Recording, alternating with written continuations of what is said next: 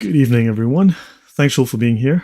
Yeah, so I see Ben Yosef. Thank you very much. Good to see you always. Marion, welcome. And of course, we have Lil Lomain, Time Phaser, Ia Enki. Welcome, everyone. So thanks all for being here today. Today's discussion is Darwin.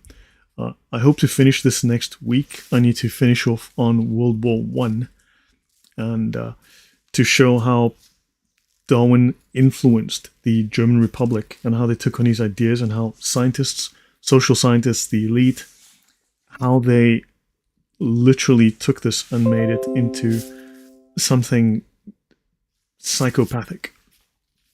So this was when science turned evil.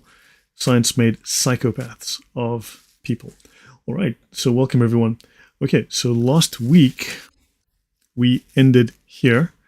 We discussed how Darwin and Marx were connected. How Marx was very much enamored with the work of Darwin and actually sent him a copy of Das Kapital because he felt that their work actually intersected. Right. So we discussed this. We discussed this letter, and of course we spoke of Clown Marx and his affection and adoration for Darwin's evolutionary theory. Welcome, Chloe. All right. Now, so we'll come back to this because this will be covered again. Now, we go to the ISRO, the International Socialist Review. So Marx, Engels, Darwin, and socialism. Oddly enough, there's no overlap here too. Welcome, Horse, listening on tablet. Little to no comments today. Understood. Dan Simpson, welcome. Right.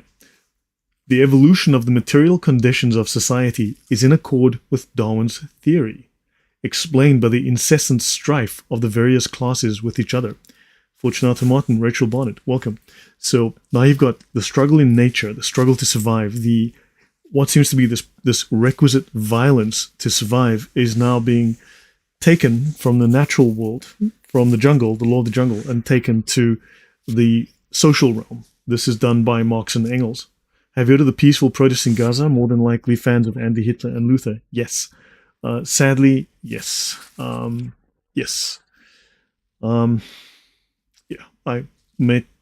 can always talk about that. So we can always plan something.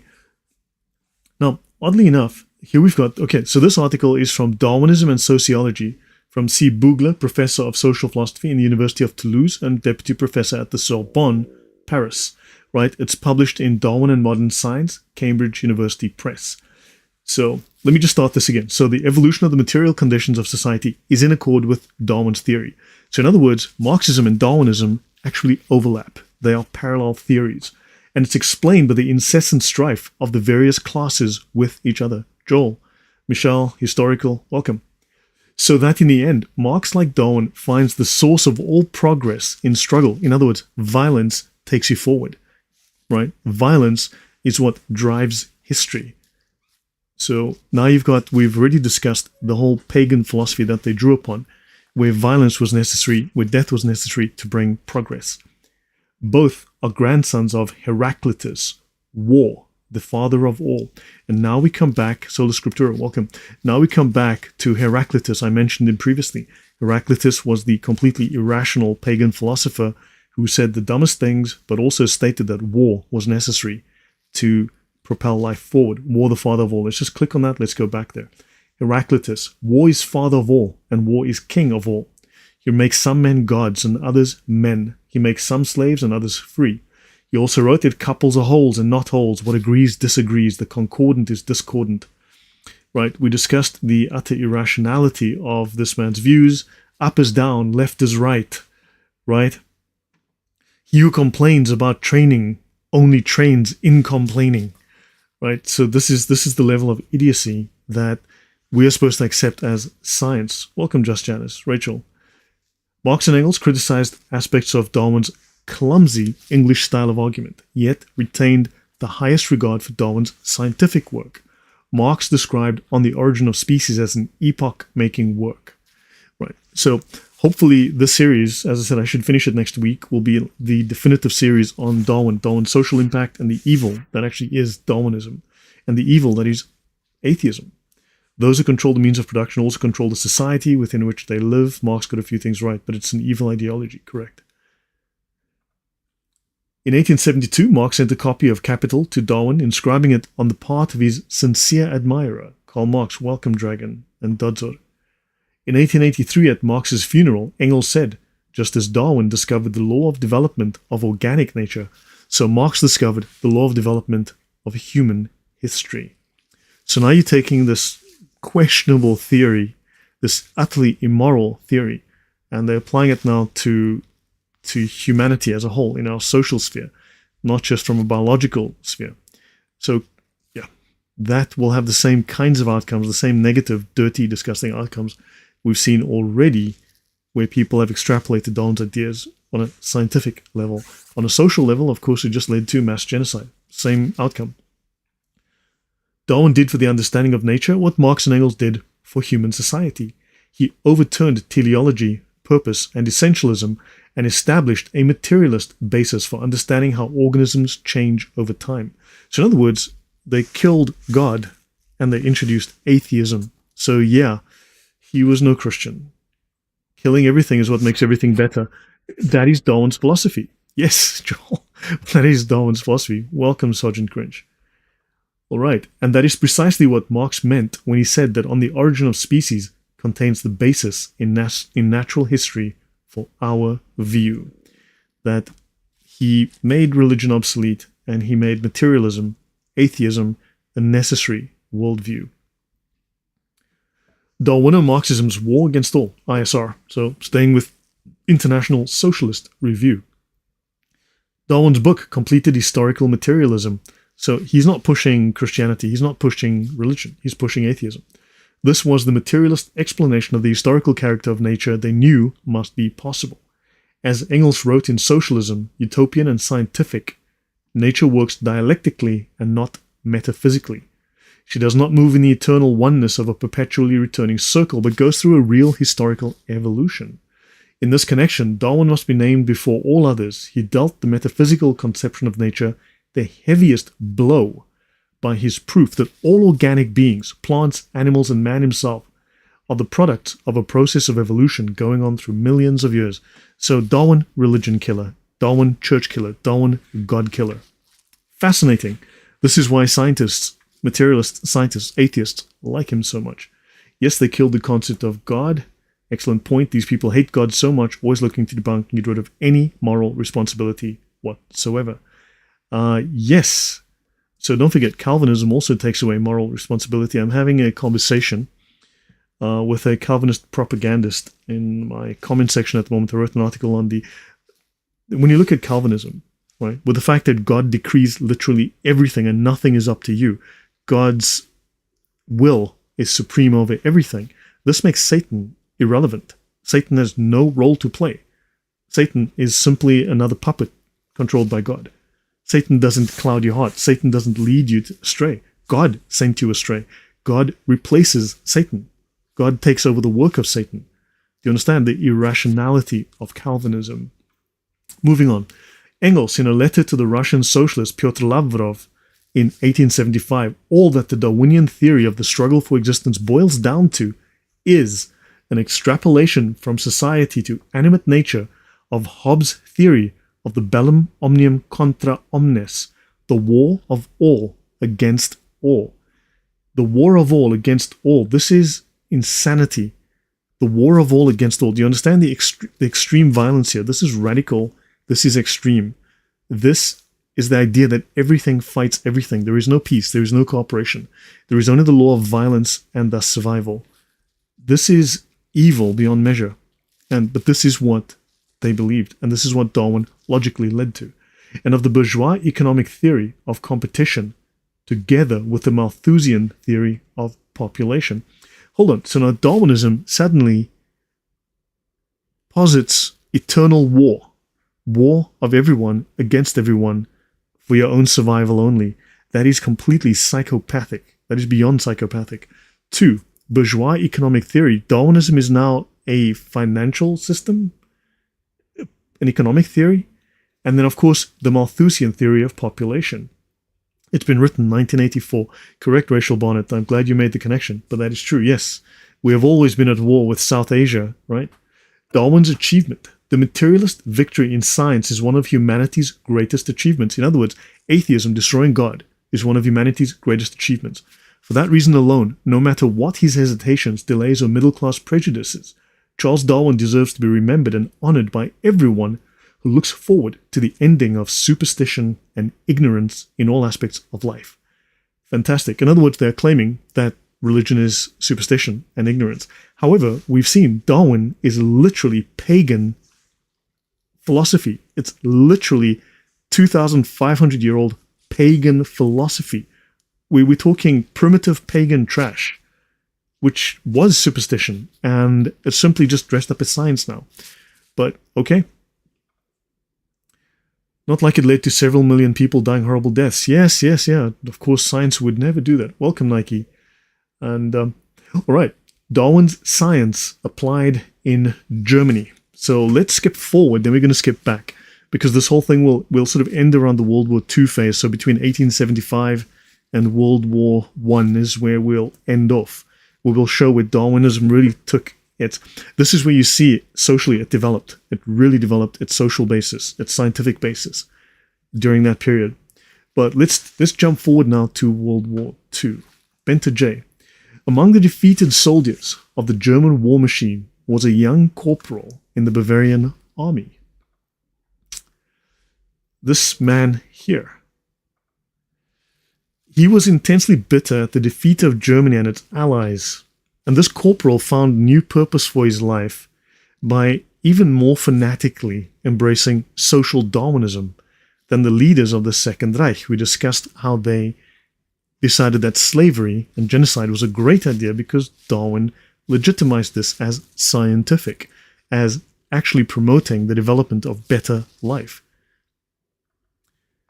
Within 2 decades, the whole world would know this corporal's name. And of course, we know who he is. So let's learn a little bit more about this corporal.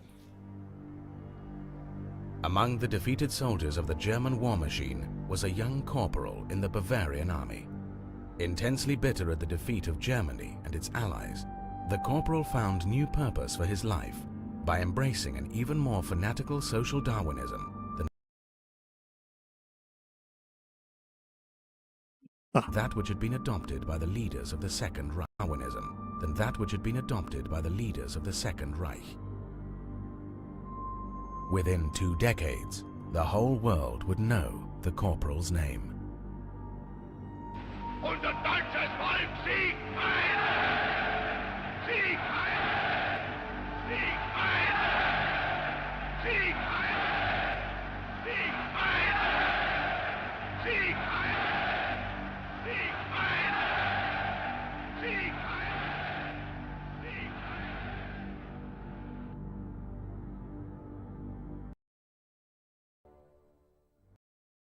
Okay, I hope you heard that. That should have played through. Right. So, of course, now you realize that Adolf Hitler was a staunch Darwinist. Hitler does claim in his own words to be a materialist. This would make him, very largely speaking, an atheist. This is not to say atheists haven't descended into irrationality and embraced cults, embraced Freemasonry. I mean, that was the French Revolution. There was the rise of atheist paganism. And, of course, that was the new paganism, modern paganism, under the name of atheism. And, of course, it was heavily infested by Freemasonry and, of course, was very much steeped in a revival of the old Roman and Greek cults. So I'm sure Darwin would have approved of the sick bastards that composed the Dervish Brigade, right? Darwin, remember, he said that Darwin stated, and I showed that last week, Darwin stated that Germany was where his ideas had taken hold.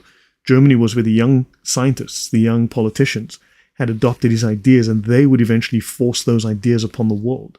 They would eventually enter into industry, into politics. They would take over, and eventually their ideas would become normative. So Darwin was very happy that Germany was where his ideas had taken root, and what on the screen is what you got. So this is Jerry Bergman, Hitler and the Nazi Darwinian worldview. how the Nazi eugenic crusade for a superior race caused the greatest Holocaust in world history. Thank atheists for this. So Nazism was based on Charles Darwin's doctrine of the survival of the fittest. It was an incredibly rich assortment of very bad ideas, but Darwinism was definitely there. Hitler wrote constantly about Darwin.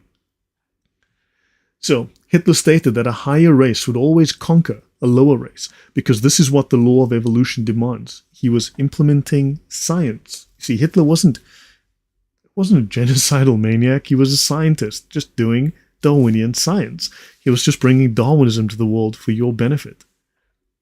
The German conquest had its foundational doctrines solidly based upon Darwinian evolutionary thinking. And the Abduls will say Hitler was a Christian. Of course, yeah. See my Hitler series on that. There is no evidence that Hitler was a Christian. Just go through that series. So Wayne Frere, PhD, Professor Emeritus of Biology, the King's College, New York. One of the world's very first formal anti-Semitic and eugenic organizations was the Association of German Students, established in 1881. Many of its members became German professors who indoctrinated their students. Right, so guys, if you enjoyed this, I've tried to make this particular series on Darwin definitive, to be the detailed series that covers everything you need to know about Darwinism. Now, we're not here to look at Darwinism as scientific theory. That's not what I'm doing. I'm here to discuss its social, its moral, its religious impact. The details that are left out by these scientists who want to promote Darwinism, but it's very dark, very dirty, extremely ugly, genocidal underbelly that they don't show you. So yeah, if you do like it, please let people know, share it, do subscribe, give it a like, and tell people about it. This is something we need to be aware of, right? So German scholars and intellectuals provided the ideas and techniques which led to and justified the unparalleled slaughter of the Jews and other inferior races. In other words, science participated in the genocide. Atheists always telling us, well, science is going to bring peace. Well, scientists cut people into pieces. Really, that's what it did. You'd be amused how many people are shocked to learn how Darwin shaped the Nazis. Yeah, of course they don't tell you that. They say, well, Darwin actually, look at this wonderful collection of butterflies. Look here, he's got butterflies. He's got these pins in a board, and he's got these pins through the butterfly. He's got the butterflies. Oh, isn't that cute? Look at these beautiful butterflies. That's the view of Darwin they want to promote. They don't want to tell you that Darwin murdered animals with a hammer, right? That Darwin used to throw rocks at animals and kill them. Darwin murdered animals with his bare hands. Darwin used to chase birds and hit them over the head with the hammer to kill them because he thought it was great. So understand, butterflies, right? Let's look at Hitler's morality. So würde es enden. Now look here, these are humans, right? So this is the ratio of unwell people, unwelcome people, people who are retarded, people who are not, you can see these are ill-born people, okay, not well-born people. This is the ratio in society. And they're saying if we let these people breed, eventually regular humans are going to be a minority and we're going to be surrounded by ill-bred people. So here we go. So it starts here and eventually like this, you see. So we cannot let these people breed because normal humans are going to be this little speck down here. So wird es kommen, wenn minderwertige Kinder und höherwertige vier Kinder haben und höherwertige 2 Kinder haben. Okay, so wird es kommen, wenn minderwertige 4 Kinder und höherwertige 2 Kinder haben. This is how it will be. This is what will come if higher value people have 2 children and lower value people have 4 children, right? So don't have 2 children, right? As higher value people. So understand, they blah, blah, blah. That's Hitler's morality. So Hitler was immoral, but Eberhard Jäckel had convinced most historians that Hitler was not a mere opportunist.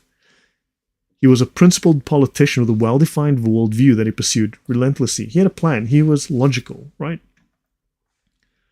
So the scriptura correct, the Holocaust is an example of survival of the fittest being applied to humans, yeah. Jäckel does not specifically analyze Hitler's views on ethics and morality, but it is clear from Hitler's writings and speeches that he was not amoral at all. On the contrary, he was highly moralistic and consistently applied his vision of morality to policy decisions, including waging war and genocide. Hitler was practicing his morality. Remember how atheists, 80s and 90s, don't force your morality on me. Well, Hitler was an atheist, forcing his morality on the rest of the world, right? Marxism, the murders, the genocides in the Ukraine, in Poland, and in Slovakia, in Czech Republic, and the USSR, that was atheists forcing their morality on people. Yeah. But it is clear, so on the contrary, he was highly moralistic and consistently applied his vision of morality to policy decisions, which included war and genocide, as moral decisions. It may be difficult for us to grasp this, but in Hitler's worldview, okay, war and genocide were not only morally justifiable, but morally praiseworthy. Hitler was ultimately so dangerous then precisely because his policies and decisions were based on coherent but toxic ethical ideas. What did Hitler base his ideas on? Darwinism. What do atheists want you to believe? Darwinism. What do 91% of atheists believe in? Because, you know, atheists don't believe in anything, right? Atheists don't believe in anything, doll. They don't. Atheists don't have beliefs, but 91% of atheists believe in Darwinism. Okay, so Andrew Martin, very welcome. So understand that atheists, 91% of atheists believe in Darwinism. The other 9% are Marxists. Of course, Marxists also believe in Darwinism, so there you go. It's like 100%. Yeah, Japanese unit 731 also thought their subjects were subhumans. Yeah, that's also pretty bad. I've read about them in the past. Noble Crusader, welcome. So, see From Darwin to Hitler, Evolutionary Ethics, Eugenics, and Racism in Germany by Richard Weikart. That says Google Shonsky. I have no idea why it does that. But if I just go to the book, go to the article, you can get this. Of course, all of these things are in my archive. Check in the description below. But that's the book here, so feel free to have a look. You'll find this online, okay? From Darwin to Hitler, Evolutionary Ethics, Eugenics, and Racism in Germany. Let's continue. So Hitler wasn't insane the way that he wasn't irrational. He was completely rational. He was following science. The same science that atheists want you to follow, right? One also cannot comprehend Hitler's immense popularity in Germany without understanding the ethical dimension to his worldview and his political policies. Hitler not only promised to bring prosperity, health, and power, but he also promised moral improvement. Fascinating. See, so World War II was Hitler's moral improvement. We're just going to kill our neighbors because that'll make things better. We won't have those nasty neighbors next to us. Many scholars have noted the utopian appeal of Nazism, which aimed at creating a higher and better person. What did Darwin say was the way to create higher and better person? Well, kill the one before you, right? Death brings improvement.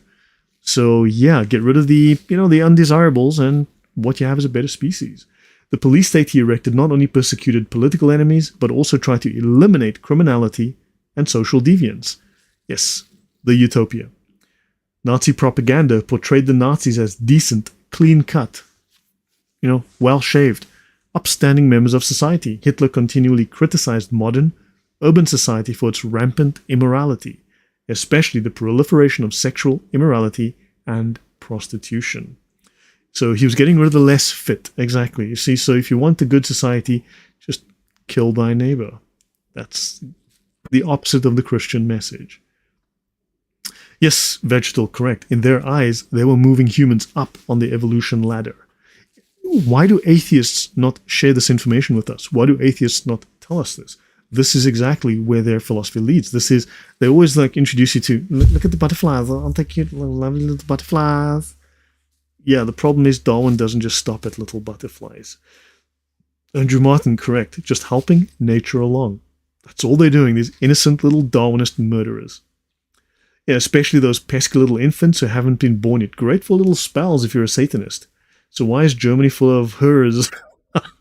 Moving on. Hitler's Darwinian moral standard. Hitler embraced an evolutionary/atheist ethic that made Darwinian fitness and health the only criteria for moral standards, which we've discussed before. This is what Darwin and Darwin's followers promoted. He had no use for weak Christianity. In a 1923 speech, he said, "Decisive in history is the power that the people have within them. The stronger before God in the world has the right to impose its will. From history, one sees that the right by itself is completely useless. In other words, moral correctness is useless if a mighty power does not stand behind it." In other words, power and moral correctness comes from the barrel of a gun. Right alone is of no use to him ever, does not have the power to impose his right. The strong has always triumphed. All of nature is a constant struggle between power and weakness, a constant triumph of the strong over the weak. Thank you, Lloyd, for always making me want to punch a wall when you expose this filth.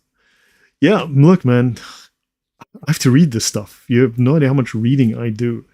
And it upsets me too. It makes me really angry. Sometimes I want to swear. You have no idea. It makes me very, very angry, which is why I get annoyed in the comment section, which is why I get annoyed with stupid people. When I've spent 50, 60, 100 hours reading this trash, and then someone who's a clueless idiot wants to make comments that are clearly uninformed, it annoys the living daylights out of me. You know, it just really drives me nuts. So, moving on. Adolf Hitler's mind was captivated by evolutionary teaching. And this is Robert Clark on Hitler and Darwin. This is Robert Clark, The Story of Evolution, Darwin, before and after. He is a historian, okay, PhD historian. That sounds a lot like Karl Marx's archetypical class struggle. Yes, I just covered that, Orestes. You just missed that section. I've covered, this is exactly, Marx said, yes, it's exactly the same theory as his. Your German is quite good. Markus Kuber, ganz vielen Dank. Naja, ich habe Deutsch als Kind gelernt, als Junge gelernt. Ich war Schüler auf der deutschen Schule Kapstadt.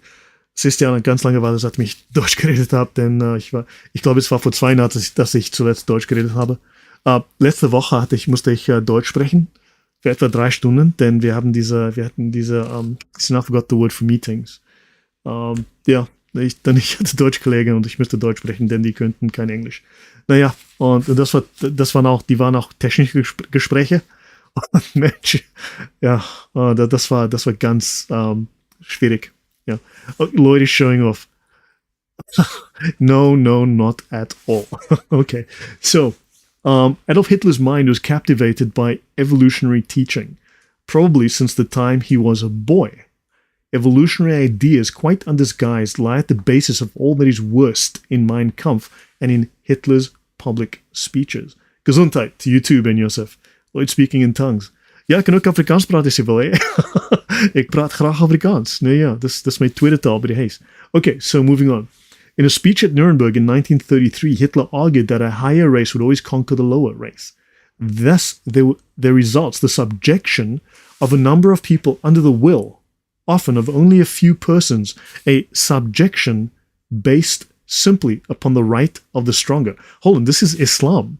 You understand now? This is Islam. Subjection. This is dhimmis and jizya. This is dhimmitude. Based on the right of the stronger. A right which, as we see it in nature, can be regarded as the sole conceivable right, because it is founded on reason. Tyranny and oppression, totalitarianism, is founded on reason. Welcome to atheism. This is atheist science for the win. Again. See, okay, now everyone else is showing off. Marion speaks Norsk, and Mo goes on about reason in his Quran. Okay, that's interesting. Yeah, that's fascinating, Andrew. I didn't pick that up, but yeah, the science. I mean, that's actually very interesting. Mo goes on and on about reason in his Quran. Exactly. This is not reason. This is irrationality. Somehow those weak Christians took over the mighty Roman Empire. Amazing, right? You make German very nice. Thank you, Rachel. So, yeah, let's continue. So, for communism is not a higher stage of development. Rather, it is the most primitive form of life, the starting point. So, you see, Hitler was a socialist. Let's be honest, they were national socialists, right? Everyone tries to claim he's on the right, which is completely false. Hitler was left. Hitler was a socialist like Marx. Hitler was a socialist like all these idiot socialists. But he believed he had superior scientific socialism, right? Communism was Marx's idea, but he said Marx's idea is weak and stupid. I've got better socialism for you. Italiansk. Oh man, okay, fine. Enough foreign tongues. Yeah, enough speaking in tongues, guys. You know, because we don't want to be captured by the indwelling of the Spirit or something like that. Or the secret testimony of the Spirit. You know, hold on, wait, I'm just getting it now. When I get it, yeah, so let's not go there. Andrew Martin, Quran 40 verse 54, a guide and a reminder to people of reason, to the mentally bewildered. Yes. Excellent. Thanks for that. That's great. Okay. Now, science, Darwin, and Christianity. So Martin Bormann claimed that the Christian churches have long been aware that scientific knowledge poses a threat to their existence. So now comes this whole anti-church Christianity is against science and against reason. Of course, I will do a talk soon when I get to Aquinas. Logic is a product of the church.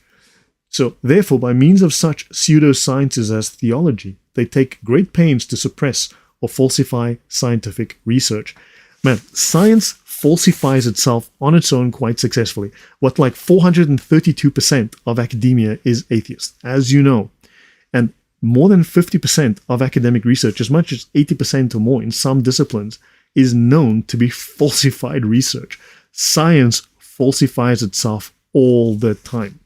All right, just have a look. Read through the Journal of Nature Science. Read through the articles they've got on how scientists lie about scientific experiments for money all the time. Okay, our National Socialist worldview stands on a much higher level than the concepts of Christianity. National Socialism. This is Marxist. Sorry, this is not the Nazi ideology.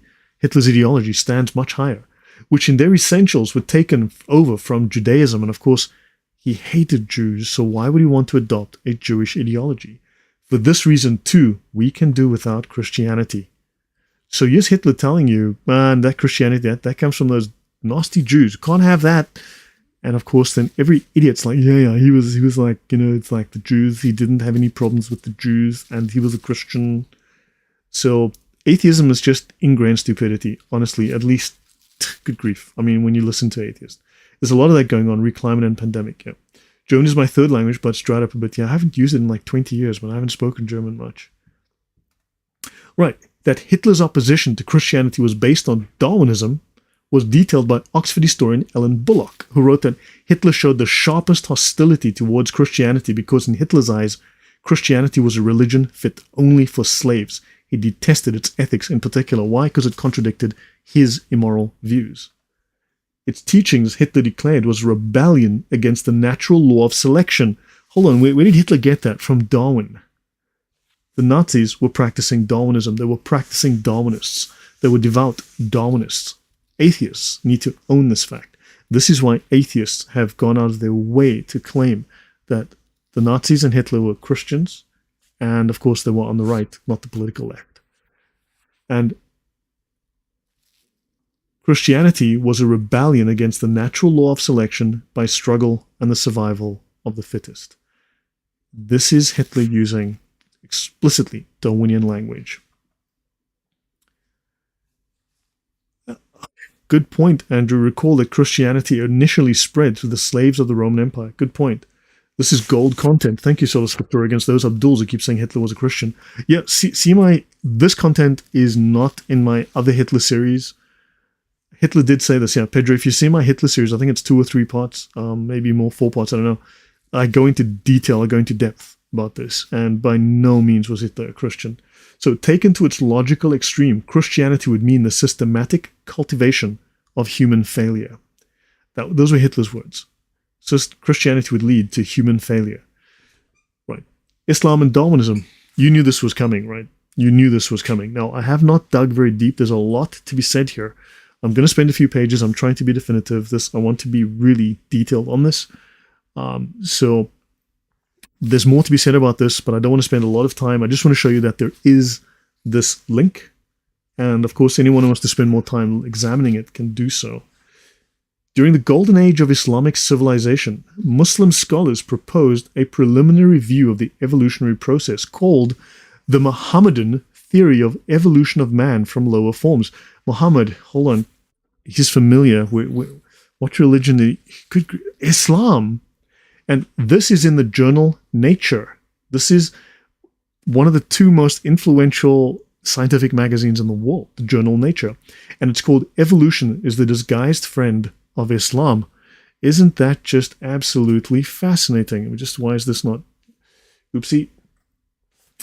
Nature, Human Behavior. It's on nature.com. Evolution is the Disguised Friend of Islam. Fantastic stuff. You can download the PDF right here. Okay, if you want it, you can get a full copy of it. Properly acknowledge Islamic scholarship in this area, especially that of Al-Jahiz. from 781 to 869 CE, the Christian era, Higham wrote, "It seems clear that something like evolution by natural selection was proposed 1,000 years before Darwin and Wallace." And this is called 1,000 years before Darwin. Islamic scholars were writing about natural selection. So, I have to ask, what is Darwin? You know, is there a connection, Islam to Darwin? I don't know. So, this would fall out naturally from the classes of Islam: Dhimmi, Muslim scholar, animal, woman to man. Yeah, we'll talk nothing to do with Islam, ever, Pedro. Nothing to do with Islam. Yeah, one creature developing into another. Quran 23:14, correct. Evil movements seem to share the same traits, and yes, Hitler was a socialist. The view on economy and people, it was literally called National Socialistic German Workers' Party. Yes, people try to deny it. They say that he allowed capitalist industry to flourish. No, Hitler had only 6 years to make his changes. This was not enough time to implement full control of the economy. He couldn't create the planned economy the way he wanted. In fact, if you look at Lenin and Stalin, they had more than 20 years. And they still had not, in over 20 odd years, 30 years, implemented full socialist economy, right? So it takes a long time. Although what Hitler did was, instead of changing the economy to a fully socialist economy, he simply said, well, you know, nice business you got here. It would be a shame if you didn't do what we said and you ended up dead in the gutter, your family was sent off to a concentration camp or ended up in a ditch, right? And people, you know, cooperated. So, yeah. So Darwinism is the worship of nature, which is pagan. It's never left. All is pagan apart from God. Yes, Rachel, that's exactly. Lloyd, don't make connections. Ernesto, I'm sorry. I'll try not to. Okay. All right. So did Darwin die Muslim? Morocco World News. What is this? Did Darwin die a Muslim?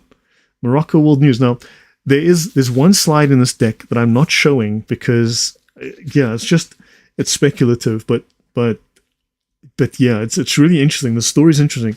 And the story does align with what you're going to see. What we're reading here, the story actually does align. It's just that I can't verify it. So I haven't added it. But there's a little story. It's that you're just like, yeah, this is weird. Like, why are these two connecting? Darwinism with Islam, ready to subjugate human reasoning, yeah, and ready to subjugate people. And here, Al-Jahiz in the Book of the Animals. Animals engage in a struggle for existing and for resources to avoid being eaten and to breed. Environmental factors influence organisms to develop new characteristics. Welcome, Stealth Mongoose and IL. To ensure survival, develop new characteristics. Sounds very Darwinist. Thus transforming them into new species. Animals that survive to breed can pass on their successful characteristics to their offspring. This is 1,000+ years before Darwin. Einstein was fascinated by transubstantiation. His interest in religion was scientific, not spiritual or moral. Cheers, Lloyd. Welcome, yeah. So, according to Samias Hawi, the 11th century Persian scholar Ibn Miskawayh wrote about the evolution of man in Fawz al-Askar. Goeienaand, meneer. Hallo, Rick Bass, hoe gaan we jou? So understand, I'm not going to do a detailed analysis here. I'm just introducing the fact that this exists, and there's a lot to be said and to be uncovered here. So, this is Islamic evolution.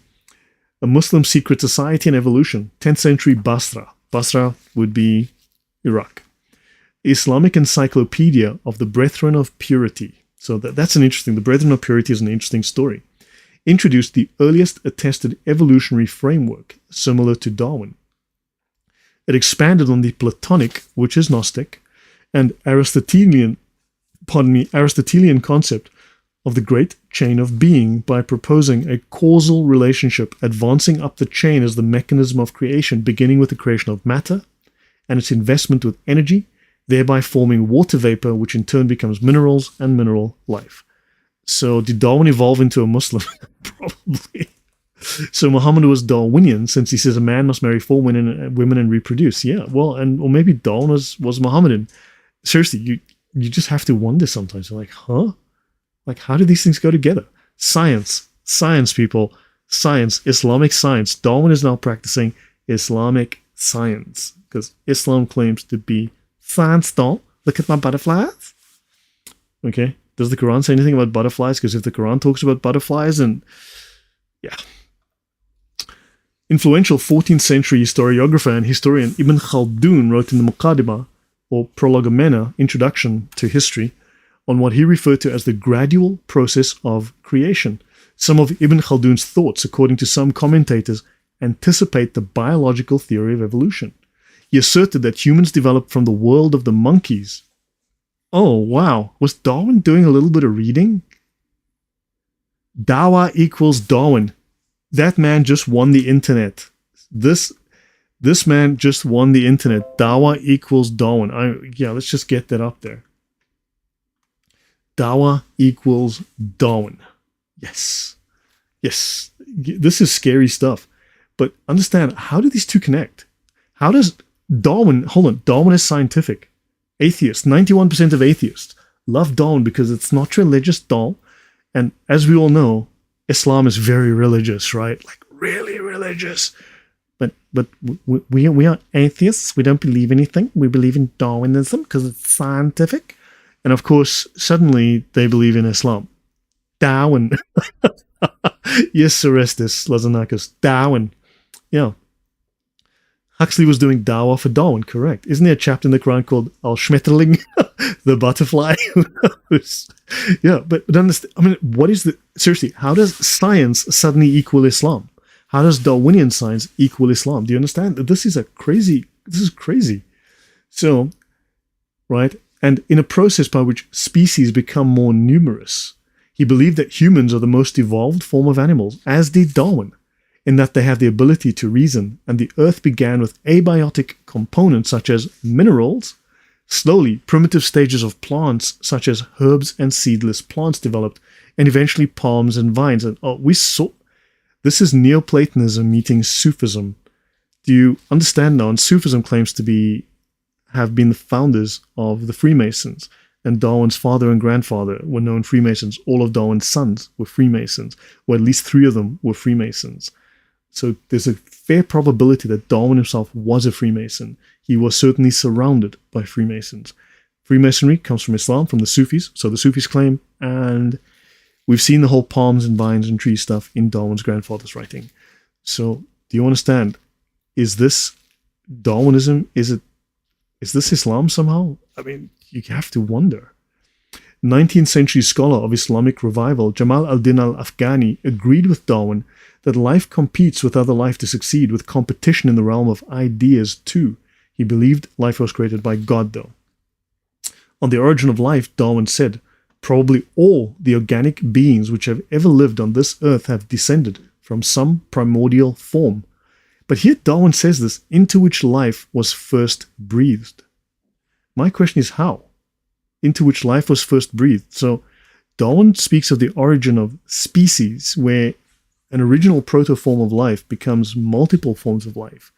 But he doesn't speak about the origin of life, although scientists and atheists and others like to pretend that he did. But how was life?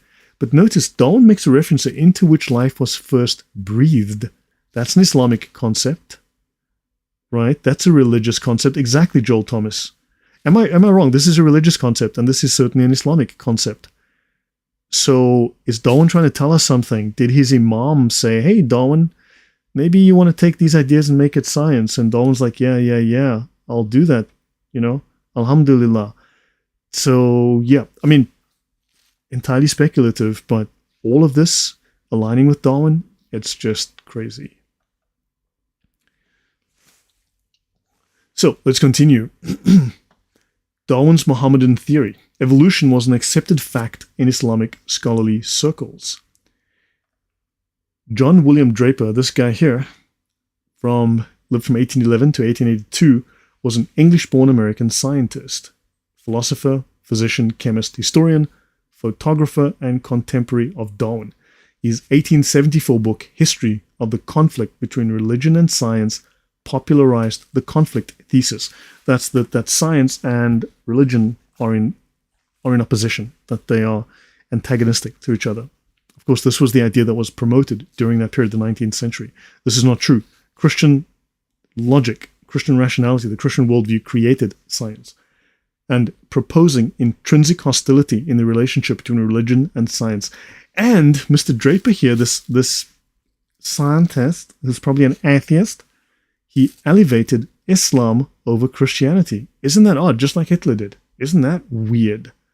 that this guy that claims that who's a scientist and science is antagonistic towards Christianity, but he likes Islam. Isn't this a little weird? I mean, seriously, do you get the feeling that there's a piece missing here? It's like this doesn't connect. There's something wrong here. This tells me there's something to be uncovered here. But yeah, Cascarabia. Is it Cascarabias or Cascarabias? Good morning in Califas's morning. Time to review the Palestinian lie again, buddy. Oh yeah, you're right. Maybe I should need to do the Fakistan and the Fakistinians. Yeah. So Pedro Jr., man, this is insane. One Darwin is some moon club. Yeah, the moon club. Remember they had the moon club. They had the lunar club. That's what Darwin had, right? The moon. What do you have on top of every mosque? A moon. So yeah, the lunar club. Yeah. So guys, I mean, what do you think of this? This is weird. And I mean, look, I just took a few pages. I just made a few notes. There's more to be said here, but I didn't want to go into depth here. So theological authorities were therefore constrained to look with disfavor on any attempt to carry back the origin of the earth to an epoch indefinitely remote, and on the Mohammedan theory of evolution of man from lower forms. Hold on. Theological authorities were therefore constrained to look with disfavor on any attempt, or his gradual development to his present condition in the long lapse of time. So he claimed that evolution was a Mohammedan theory of the evolution of man from lower forms. Isn't that fascinating now? Which means that the idea of Mohammedan evolution was known at the time of Darwin. It was in the scientific ether, if you will, at that time. So if this guy is a contemporary of Darwin and a scientist who moved in the same circles knew this, then of course Darwin knew this. So understand, make the connection. I mean, is there zero connection or is there a connection we just haven't discovered yet? So many Muslim philosophers had already discussed the concept of evolution in their writings prior to Darwin, who can be said to have given their ideas scientific language. So Darwinism and Mohammedanism are shaking each other's hands spiritually. Yeah. Let's look at Rumi, Sufism and evolution. So now we've got Darwin here and the descent of man. Think about descent of man and think of the fall of man. Try to connect those two ideas. The descent of man. Why did Darwin call it the descent of man? Instead of the evolution of man, the ascent of man, man from amoeba to man, the ascent. Why did he call it the descent? My view is, my thinking is, and I'll demonstrate this, that he's talking of the fall of man. He's providing a new narrative, his own narrative of the fall of man. And I'll explain what he means here. Darwin had a certain pantheistic view. That's what I think we will discover. I'm posting your facts about Israel that the hatred of haters of Islam, like in Al Jazeera, I think they love it. Great stuff, Cascarabias or Cascarabias. So, Lunatics Club, what a cold, lonely, loveless ideology. Yes. So, Maulana, this is Rumi. Okay, Maulana's worldview is his statement that the universe is alive, not dead. It is able to love and to be loved. Reveals to us the essence of his worldview. The universe, according to Rumi, is an organic creature endowed with life and even intelligence. Well, Darwin thought the life had purpose. The matter has purpose. The world has purpose. Its aim is to produce man, and therefore the universe has telos, has purpose. Darwin's work is more comprehensive on the subject than, of course, the Sufis, and is based on matter only, while Rumi's theory seems to ascend from the natural to the supernatural angle. Rumi's theory is confined to a few verses only. Iqbal has translated and explained the verses by completely supporting the view that they put forth. That is, in the Orient, Rumi's theory of evolution. So now you got, even Rumi was talking about evolution. Rumi the Sufi, the gay Sufi, I think. Rumi, according to Iqbal, says, first man appeared in the class of inorganic things. Next, into plants. Then he lived as one of the plants, remembering nothing of his inorganic state, and then he passed from the vegetative to the animal state. He had no remembrance of his state as a plant, except the inclination he felt to the world of plants, especially at the time of spring and sweet flowers. That's why you like flowers, because you were once a plant. Like the inclination of infants towards their mothers, which know not the cause of their inclination to the breast. That's why men like boobies? Okay, fine. Again, the Creator, as you know, drew man out of the animal into the human state. Thus, man passed from one order of nature to another, till he became wise and knowing and strong as he is now. Of his first souls, he has no remembrance, and he will be again changed from this present soul. Yeah, that would explain adult breastfeeding in Islam. Yeah, that is true. Actually, let me go do something here, which might be useful. Let me just find this. Okay, this is the side I didn't want to show earlier. Someone left a comment. And it's like, I don't know what to make of it. My brother from Suckling. Yes. So now, why did Charles Darwin, a Christian dervish? Okay, so this person made a claim. Now, I cannot support this because I don't know. I looked a little bit. I spent some time looking. So Darwin, they basically said, so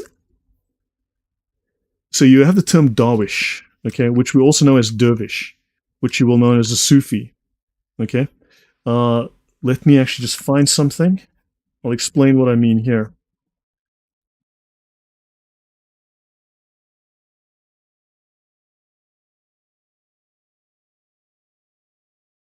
These are whirling dervishes. These are Sufis. Let me just bring up this picture. These are whirling dervishes, Sufis.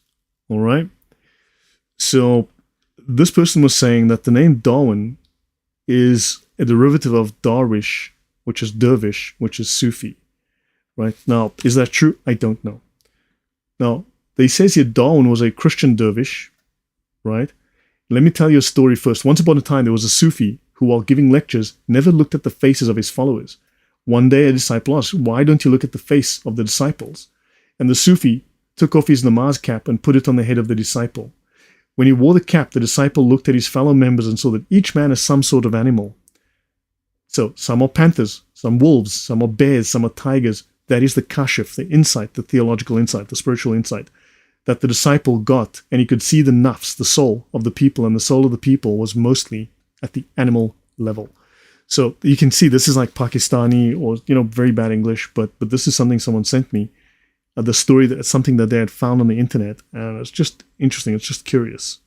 But I mean, so yeah, I'm just putting it out there just so you can see it. But do you understand? There's something odd here. Okay, moving on. Okay, so thus man passed from one order of nature to another till he became wise and knowing and strong as he is now, and of his first souls he has no remembrance, and he will again be changed from his present soul. So we will be evolving, right? So Darwin's theory of evolution is more comprehensive and technical, yet we can trace the imprints of natural selection and survival of the fittest in Rumi's spiritual theory of evolution. In other words, in this poetry, in this pagan philosophy, in this Islamic philosophy, you can find this because these ideas are Gnostic. These ideas are pagan. These ideas come from this particular Sufi, pagan / Greek, Roman philosophy background. This is not science. This is crazy religion dressed up as science. Yes, it is kind of reincarnation. It is kind of a reincarnation, evolutionary reincarnation, yeah. So Rumi's theory of evolution, for Rumi, the doctrine of the fall of Adam is reinterpreted as the devolution of the ego from the universal ground of divinity and is a universal cosmic phenomenon. So, okay, let me try and translate that. So man was connected to the divine. Man was connected to the ultimate, right? And then he fell, right? He fell. He was disconnected from the divinity, and he became disconnected as an individual. So Darwin, in their estimation, as these guys conclude, Darwin takes us back to nature. You see, religion is superstition. We've been taken away. We've been separated from nature. So Darwin takes us back to nature. He rescues us from the fall. You see, religion, according to Darwin, is the separation from nature. Religion is the fall, right? Religion is the fall. And hence, he calls his book The Descent of Man, because we've fallen from our connection to the divine and we were separated by nature. That is our fall. And now Darwin wants to reconnect us with our true nature, which is what he said. He wants to connect us with our true nature as violent, genocidal, crazy people. Right, let's have a look at the writings of Tertullian, Volume 1 Revised. Chapter XLVII. That would be 48, if I read that correctly. Come now, if some philosopher affirms, as Liberius holds, following an opinion of Pythagoras, that a man may have his origin from a mule, a serpent from a woman, and with skill of speech twists every argument to prove his view, will he not gain acceptance for and work in some the conviction that on account of this, they should even abstain from eating animal food? This is Tertullian, old church father, who went crazy at the end of his days. But understand, he's already talking about Gnostics. And this is a Gnostic thing. The Gnostics didn't eat meat. We'll discuss that, and I have discussed it yesterday in my talk on Saint Irenaeus. The Gnostics didn't eat meat, right, for various reasons. So vegetarianism is a Gnostic idea because of blah blah Gnostic craziness, right? May anyone have the persuasion that he should so abstain lest by chance in his beef he eats some ancestor of his. Okay, so in other words, they abstain from eating meat in case they eat an ancestor of theirs. Do you understand how this goes? But if a Christian promises the return of man, so understand vegetarianism is Gnostic. This is all. The early church was speaking out against this already. These ideas were known in the early church. Okay, this is a fairly long article. We'll see how far we get. Okay, this is fairly long. It's detailed, but it's interesting. This is in. Let me go fix that slide. Okay, let me go and bugger. Let me go and fix the slide here. I made a wrong mistake. Let me fix it. There we go. This is in the Lancet, another scientific journal. So it's not just some random article written by some. Thank you. It's all connecting and it's all scaring me. Oh, what do you guys think of this? Right? I mean, honestly, does this make sense? I mean, it's insane when I read it. But so this is the Lancet, a very important medical journal, very important scientific journal. Darwin and the Philosophers.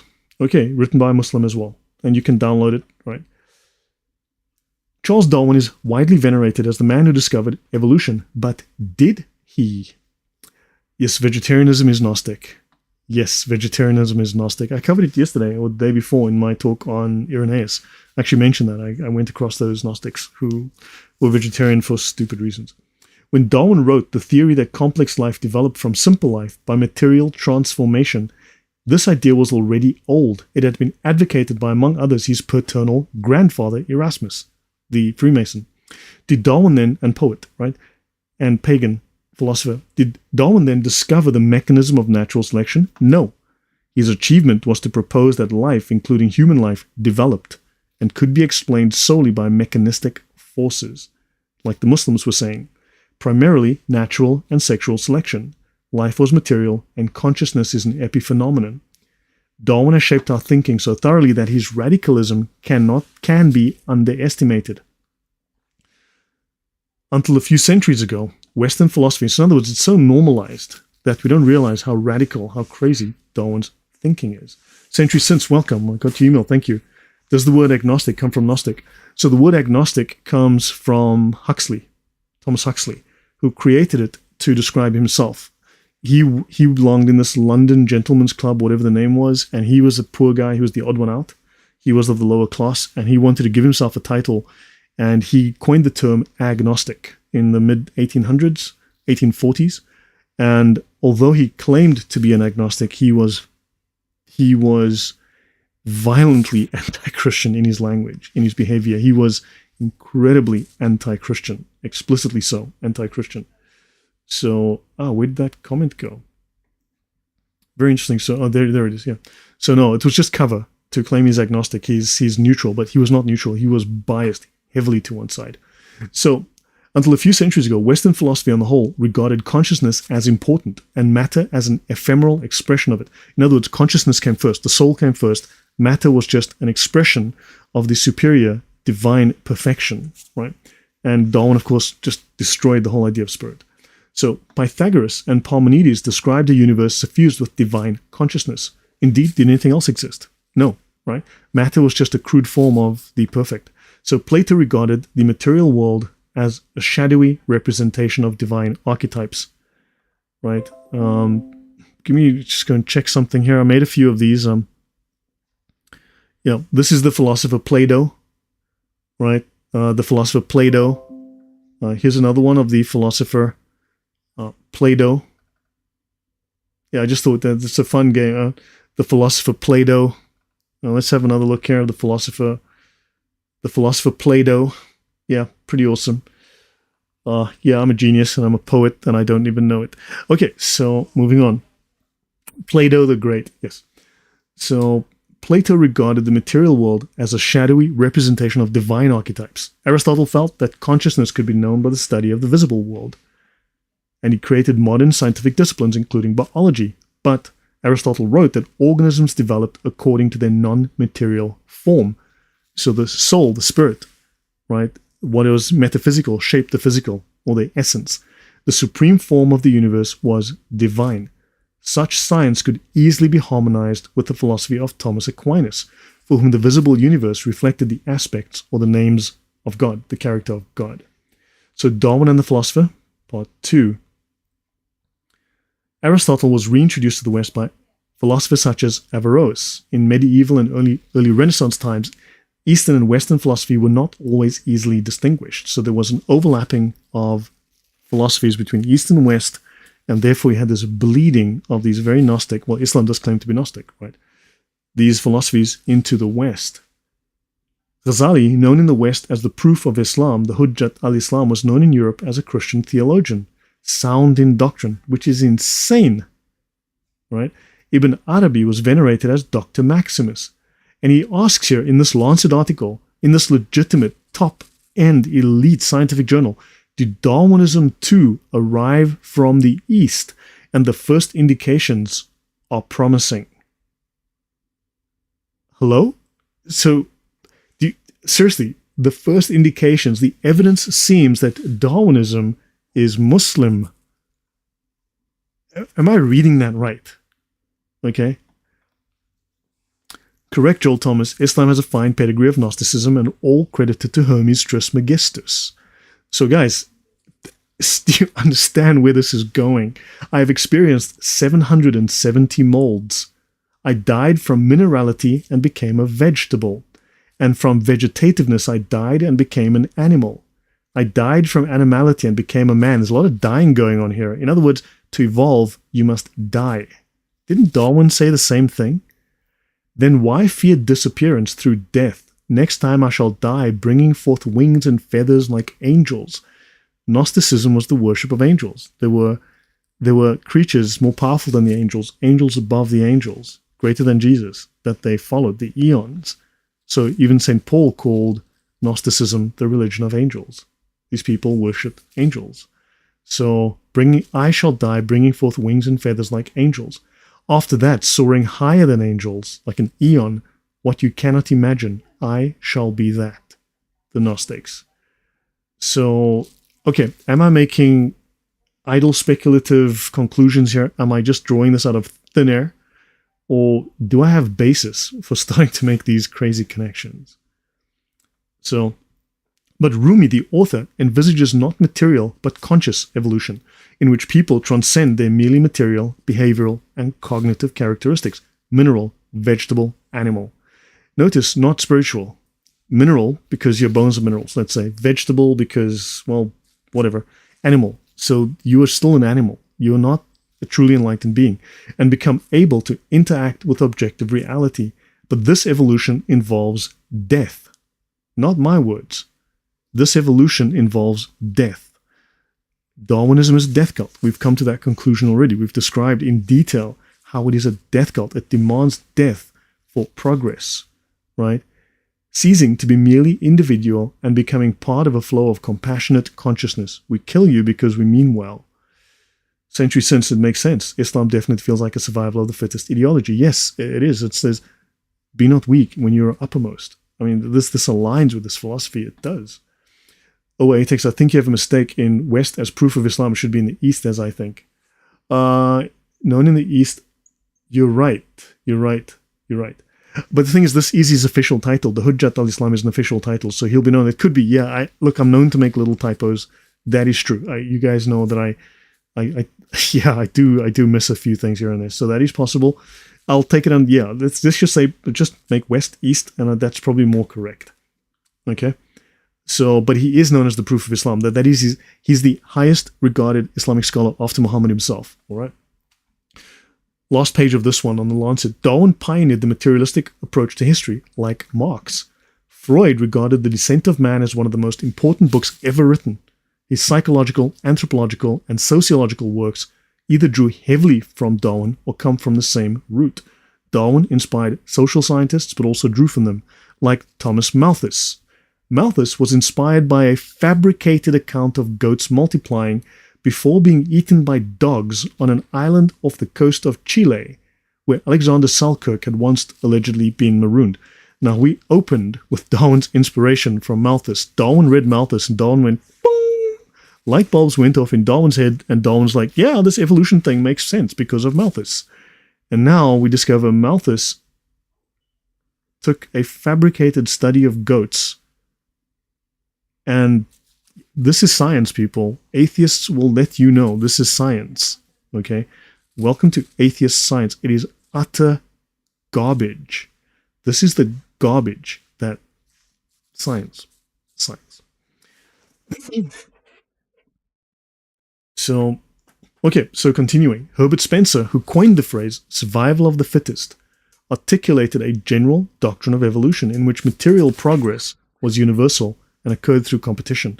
This is just a polite way. Remember, Darwin told us in the previous episode, we discussed how Darwin said that the survival of the fittest was a new phrase that was more polite, was less aggressive than the war for survival, right, that everyone else was using. It meant the same thing, but it was less deliberately, overtly violent. So occurred through competition. In other words, killing thy neighbor. This is what it means. It's polite, verbal cover for murder. This is science. Don't leave your house for 2 years. Correct. Yeah, this is science. Don't leave your house for 2 years. Correct. The damage that caused. So Malthus was an architect. Oh, he's not a scientist? The man used to draw houses or make barns or cow patties or whatever. And Spencer was an advocate of laissez-faire economics. Another Karl Marx. Oh, please help us. Darwin made their philosophies and by extension laissez-faire seem embedded in the natural world. Didn't we discover that the whole society of Darwin, his daughter or his cousin or granddaughter, whatever, got married to Keynes in economics, which has messed up the world, because Darwinism, as Marx said, Darwinism is an economic theory too. Do you understand? So do you understand these connections? Now you go from all of these people are connected and all of these ideas are connected. They're all incredibly insane. Does that make sense? If you're a Malthusian tree, you'd have a long wait. Yes. Stealth Mongoose, thank you very much. I really appreciate the donation. Thank you. Appreciate the support. So you have an architect and an advocate, right, of laissez-faire economics. And you've got John Maynard Keynes involved here, and they're all Darwinists, and yes, they want to kill you, quite bluntly. Now, this is The Victims of the Past, The Sin Against Blood and Race. This is from 1937. This is a Nazi book, right? Opfer der Vergangenheit, die Sünde wider Blut und Rasse, the sin against blood and race. All weak living things will perish in nature. In the last few decades, mankind has sinned frightfully against the law of natural selection. We haven't just maintained life unworthy of life, we have even allowed it to multiply. This is the Nazi view. This is the Darwinian view. They hate you. It is a cult of death, quite bluntly. Now, this is Leben nur als Last, life but only as a burden to society. July 14, 1933, law for the prevention of offspring with hereditary diseases. The German government passes the law for the prevention of offspring with hereditary diseases, Gesetz zur Verhütung erbkranken Nachwuchses. I could have spelled that wrong. Mandating the forced sterilization of certain individuals with physical and mental disabilities. This new law provides a basis for the involuntary sterilization. Where did they get this idea? Hold on. Oh, the US. From democratic Darwinists, eugenicists, right? Democrats. So this law provided the basis for involuntary sterilization of people with physical and mental disabilities or mental illness, including the Roma, the Gypsies, asocial elements, well, we don't like you elements, and Afro-Germans, black Germans. Okay. And second last slide, I will end here in a few moments. And this is Madison Grant, this handsome chap here with the crowbar mustache or whatever you want to call that. It's called The Passing of the Great Race, or the racial basis of European history. In other words, if we allow these lesser people to breed, we are going to be extinct. And we can't have that. By Madison Grant, 1916. By Afro-Germans, they mean Jews. No, they also meant the French brought a lot of blacks over from and so on. So yeah, but I guess so. Yeah, probably Nicodemus, you may be right. So Madison Grant extolled the Nordic race, just as Hitler did, as we know. If you've covered my Hitler series, you'll know exactly where this went. And bemoaned its corruption by Jews. Well, you know this word, your knee, and then plants grow. So, knee plants grows, okay? Slavs and others. So the white race was being corrupted. And Adolf Hitler even wrote this man fan mail. Adolf Hitler wrote to him. In The Passing of the Great Race, Grant wrote, mistaken regard for what are believed to be divine laws and a sentimental belief in the sanctity of human life. In other words, Christians upholding the sanctity of human life. He's angry about that. Okay? Mistaken regard for divine laws, God's moral law, and belief in the sanctity of life, those darned Christians. These things tend to prevent both the elimination of defective infants and the sterilization of such adults as are themselves of no value to the community. You're of no value. Off to the death camp with you. Thank you, Mr. Madison Grant. Do you understand? This is a Darwinist. This is standard basic Darwinism.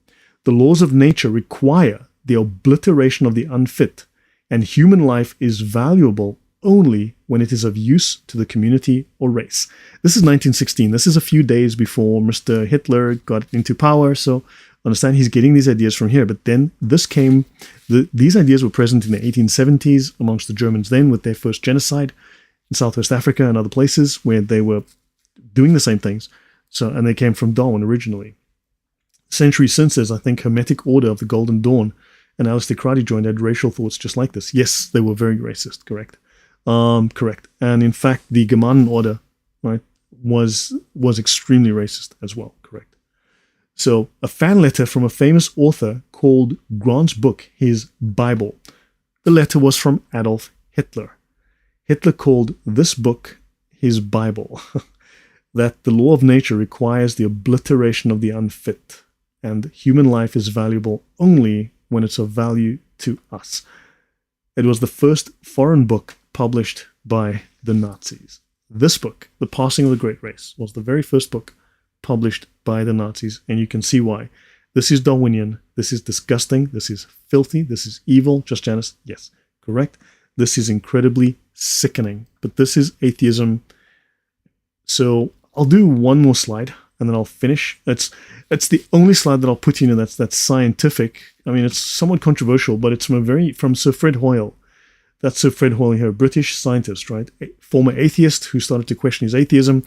The guy went down a bunch of bizarre paths, but that's it. You cannot deny this man's influence and his status as a scientist.